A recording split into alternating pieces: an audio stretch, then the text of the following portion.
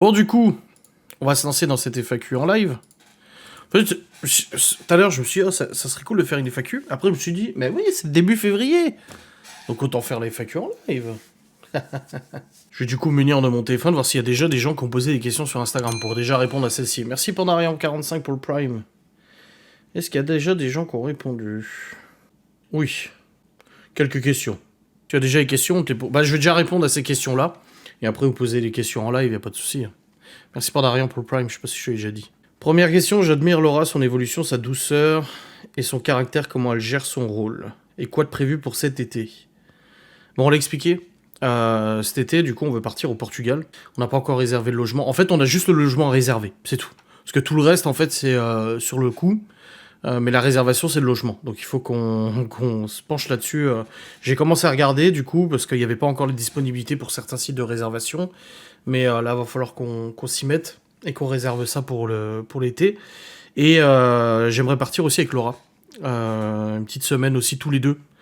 On part avec les enfants et partir avec Laura une petite semaine. Le truc, c'est que j'ai regardé pour l'Écosse. C'est extrêmement cher. Vraiment, très très cher. Autant l'avion que le logement, machin, c'est une... Au mois d'août, non. Vaut mieux partir un long week-end peut-être le reste de l'année. Mais extrêmement cher, l'Écosse et tout. Et on est genre hôtel, avion, hôtel, location de voiture. Donc sans compter la bouffe, on est à plus de 3000 balles déjà. Putain, t'es gentil. Non.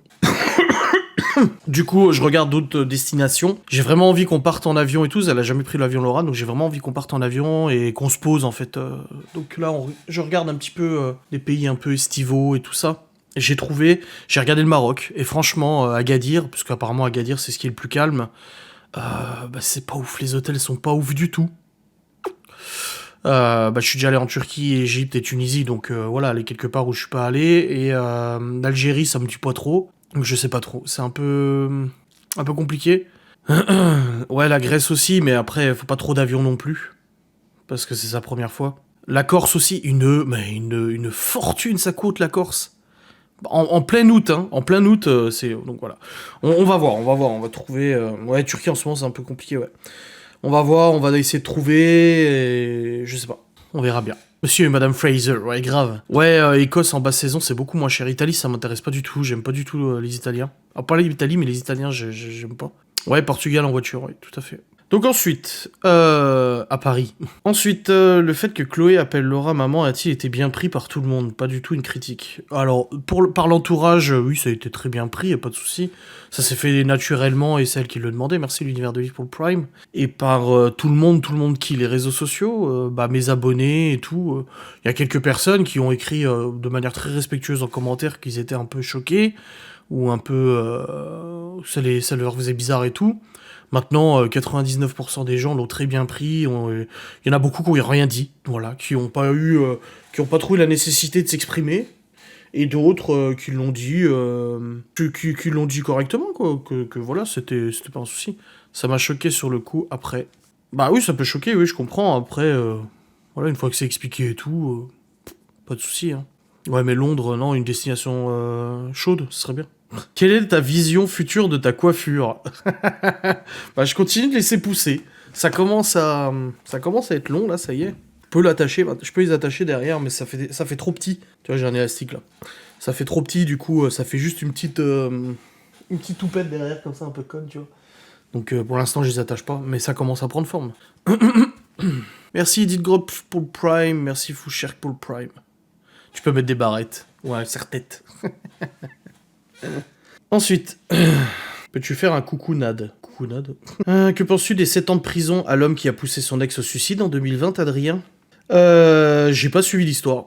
J'ai suivi vite fait ce qui se disait là-dessus. Alors, je sais que Twitter s'est emparé de cette news absolument incroyable. Apparemment, il y a voilà, eu un homme qui a été condamné à 7 ans de prison pour avoir poussé son ex au suicide. Maintenant, je ne connais pas l'affaire, je ne sais pas ce qu'il a fait, je ne sais pas ce qui s'est passé. Mais de ce que j'ai vu des gens qui me défendent, cette histoire n'a strictement rien à voir avec moi. Donc peut-être, peut-être pas, je ne sais pas. Mais je pense pas que les histoires sont similaires quand même. Attends, 7 ans de prison, suicide. Alors, C'est un scénario pervers qu'avait échafaudé Stéphane, jugé lundi par le tribunal correctionnel de Fontainebleau pour harcèlement sur sa compagne du 1er août 2020 au 27 novembre, générant les conditions du suicide de sa conjointe. Il a été condamné à 7 ans de prison ferme avec mandat de dépôt et retrait de l'autorité parentale. L'affaire a commencé le 27 novembre avec la disparition de Maria de son domicile. Un peu plus tôt, la mère de famille avait déposé ses enfants. Chez leur père, Stéphane ont été séparés. Les gendarmes font le rapprochement avec le suicide d'une femme ce même 27 novembre. Une enquête ouverte par la brigade de recherche de Fontainebleau relève qu'elle subissait depuis juillet 2017 du harcèlement téléphonique de la part d'un certain Damien. Bon, j'ai jamais fait de harcèlement téléphonique, ni SMS, ni rien du tout. J'en parlais avec mon avocat ce soir d'ailleurs. Je l'ai eu au téléphone pour la restitution de mon matériel. On attend la réponse. Et il me disait, pas de mise en examen pour l'instant, donc pas faire grand chose. Et justement, il me disait, c'est bon, ils ont analysé vos appareils, ils ont bien vu ce qui se passait, ils ont bien vu que vous aviez pas de message ou quoi que ce soit. Je dis pas non. Alors, harcèlement téléphonique. Hein. Son conjoint l'avait mise en contact avec cet homme qui lui proposait un poste de vendeuse au Carré Sénard à Lieusaint. Il demandait une lettre de motivation aussi des photos d'elle en tenue sexy. Ah, c'est glauque. En février 2018, le projet de recrutement a capoté, mais Damien a maintenu sa relation virtuelle avec elle. Il a demandé de lui envoyer des photos d'elle dénudée. Elle s'est amourachée de lui virtuellement, mais à chaque occasion de le rencontrer, il l'avait esquivé. Elle en a parlé à son ex-conjoint Stéphane qui, grand seigneur, l'a gardé au foyer. Damien, lui, a multiplié les SMS à connotation sexuelle ou vulgaire. Il menaçait de rendre publiques les photos dénudées qu'elle lui avait envoyées. Le couple de Marie et Stéphane s'est alors déchiré et a porté plainte pour violence psychologique contre lui. Ouais, elle a quitté le domicile conjugal avec la garde de ses enfants et s'est installée à Beaumont, alors qu'elle a confié des doutes à ses proches. Si Damien et Stéphane n'étaient pas qu'un seul homme, les investigations techniques des gendarmes en apporteront les preuves. À la barre ce lundi, Stéphane a nié les faits. Maintenant l'existence d'un autre homme. Son examen psychiatrique n'a pas révélé de troubles. Le procureur avait requis 9 ans de prison à son encontre. D'où tu compares en fait. Et par contre, des gens qui essaient de se faire passer pour des abonnés gentils, ça oui, il y en a beaucoup. Des nanas de Twitter, et on a les preuves, on a les messages privés de nanas de Twitter entre elles qui manigancent qui échafaudent des espèces de complots, des manigances de faux comptes pour infiltrer. Il y a même un pré principal intéressé, comme je l'ai déjà dit, j'ai la preuve SMS, qui avoue avoir créé des faux comptes pour infiltrer mes défenseurs et pouvoir récupérer des informations. Il le dit lui-même. Noir sur blanc, c'est quelqu'un qui raconte beaucoup de choses, qui a fait des interviews à visage masqué pour se protéger des réseaux sociaux, qui confirme avoir créé des faux comptes pour essayer de se faire passer pour quelqu'un d'autre. Ouais, apparemment c'est ça l'histoire. Je vois pas le rapport, je vois pas Non mais par contre, j'ai vu quelque chose de très intéressant, c'est AJC. J'en ai parlé avec Laura, il y a un compte jusqu'à l'os là sur Twitter qui a mis...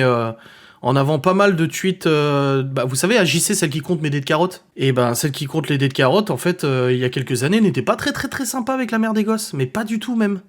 Et elle était plutôt critique et plutôt agressive dans ses propos. Et aujourd'hui, c'est justice. C'est ce que je disais avec mon avocat ce soir. Je dis non, il y en a plusieurs comme ça. Subordination de témoin. Oui, oh. Hein. Et mon avocat m'a dit, il y a quelques jours, il allait sur Twitter pour jeter un œil. Il a dit, oh là là. Je dis, oui, oh là là. Bref, j'ai répondu aux questions d'Instagram, c'est bon. Si vous voulez poser vos questions en live, allez-y, y a pas de problème, j'accepte. Oh non, il est venu sur l'asile. Forcément, il me défend. Enfin, il me défend, pour l'instant, il n'y a rien à défendre, mais oui, il me défend, donc il m'a dit qu'il était allé voir il y a quelques jours. Et il m'a dit, c'est toujours pareil, hein, ça s'arrête pas. J'ai dit, non, ça s'arrête pas. Puis en plus, il y a de l'huile qui est remise sur le feu constamment, donc ça risque pas de s'arrêter de toute façon. On a vu des vidéos pour poser du carrelage, c'est un gros boulot. Ah, merci Anto de me dire ça. Ça fait plaisir. Miguel de me dire ça fait plaisir. Parlons du carrelage, oui. Parlons plus de la machine à pâte, c'est plus intéressant. Non, je l'ai pas acheté. Demain, j'ai 700 balles de facture pour la DS. Donc non, je l'ai pas acheté.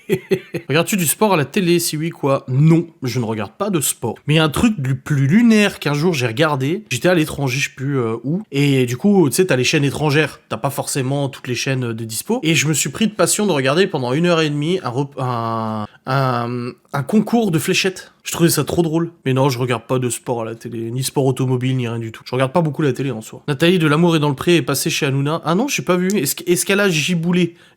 À quoi la nouvelle Terranda? Pourquoi autant plus la DS 700 €? Parce que je dois changer les disques et plaquettes avant et arrière et ça coûte cher. Mais il faut suivre mes vlogs. Pourquoi pas la Formule 1? Ça m'intéresse pas de voir des voitures rouler comme ça. Votre consommation en mètres cubes d'eau par an? Oh, je sais pas du tout, je peux pas te dire. Alors là, je ne sais pas du tout. On l'a reçu il y a pas longtemps, mais je sais pas. Est-ce que tu fumes toujours? J'ai réduit, mais oui. Oui, et elle a gibulé. As-tu déjà fait du ski? Une fois, j'ai fait du ski. C'est tout. J'ai failli buter une gosse. J'avais plus le contrôle de rien. J'ai failli lui rentrer dedans et l'envoyer paître. J'ai arrêté, j'ai enlevé les skis, j'ai dit stop. J'ai jamais vu la mouche, moi. La machine à pâte se nettoie très bien au lave-vaisselle. Ouais, mais là, j'ai des factures à payer, je peux pas. Tu as déjà envisagé de rouler sur un circuit automobile? J'ai une box pour aller faire un tour sur circuit. D'ailleurs, il faudrait que je prenne rendez-vous, mais j'attends qu'il fasse meilleur. J'ai déjà fait du circuit, plusieurs fois, à l'époque de ma Honda Civic Type R, et j'ai arrêté parce que c'est un gros budget déjà, et j'avais pas envie de casser ma voiture. Ouais, je dois changer les cap-pneus sur le Q7 aussi. Hein. Constates-tu une augmentation de votre budget suite à l'inflation? Bah oui, parce que déjà l'électricité, on est passé de 177 € à 208 € par mois. On a une facture de régularisation de presque 500 balles au mois d'avril. Voilà. Notre commune a noté qu'il y avait une augmentation de 5 fois le prix de l'électricité. Donc on va continuer d'augmenter, je pense. Le budget bouffe, il a fortement augmenté aussi. Faut pas rêver, de toute façon, il y a tout commande de toute manière. Hein. Et puis après, au niveau de reste des factures, la cantine et machin. J'ai vu qu'ils augmentaient le tarif de la cantine aussi. Ça allait augmenter la cantine. 20 centimes par enfant par repas. C'est toujours 20 centimes hein, sur un mois complet ou une année. Ça représente quand même un sacré budget. Mon film préféré, c'est Matrix. Tu as des souvenirs qui t'ont marqué avec tes grands-parents? Ouais, les Noëls. Les réveillons de Noël et Nouvel An. Quoi de prévu pour les vacances de février? Je l'ai déjà dit. En vlog, Oneria. Il faut suivre les vlogs. Penses-tu que la CAF serait capable de ne pas te payer? Bah non, parce que de toute façon, ils doivent me payer. Ils doivent me verser ce que j'ai pas touché, de toute façon. Donc comme le mec, ils l'ont dit. À chaque fois que j'appelle, de toute façon, ils le disent. Oui, oui, on vous versera, de toute façon. Ils peuvent pas se dire, oh bah non, finalement, on n'a pas envie. Non, c'est comme ça. Je paye des impôts, je paye des charges, des cotisations sociales, de l'URSSAF. C'est bon, si j'ai le droit à la CAF, vous pouvez me la verser, quoi.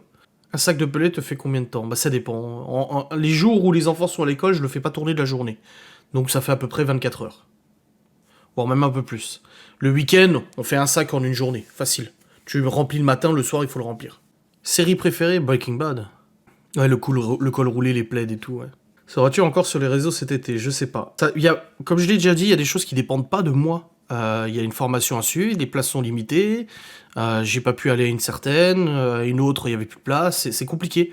Et du coup, c'est pas des formations, on est 500 000. C'est des formations, on est genre 5-6. Et il faut attendre, malheureusement. Il y en a régulièrement qui se font tous les mois. Il faut attendre sa place. Voilà. Et vu que t'arrives en cours du truc, t'es obligé d'attendre.